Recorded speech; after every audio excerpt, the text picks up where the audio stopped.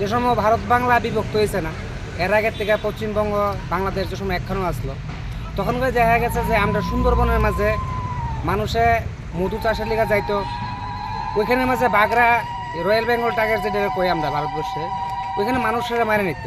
তাই এখানে যারা আদিবাসী সম্প্রদায় তারা একটা প্রচলন হচ্ছে, যদি বাঘের পূজা দেওয়া হয় বাঘ শান্তিতে থাকবো, তাদের কোনো ক্ষতি করতো না, তারা ব্যবসা বাণিজ্য আয় উন্নত হইব। তারপরে দেখা গেছে এটার মাঝে একটা ধার্মিক দিক আছে, যে আমাদের দেবতার যে আমরা আদিশক্তি মা মহামায়া দুর্গা কই, ঠিক আছে, ওনার বাহনও সিংহ বাঘ। তো আমরা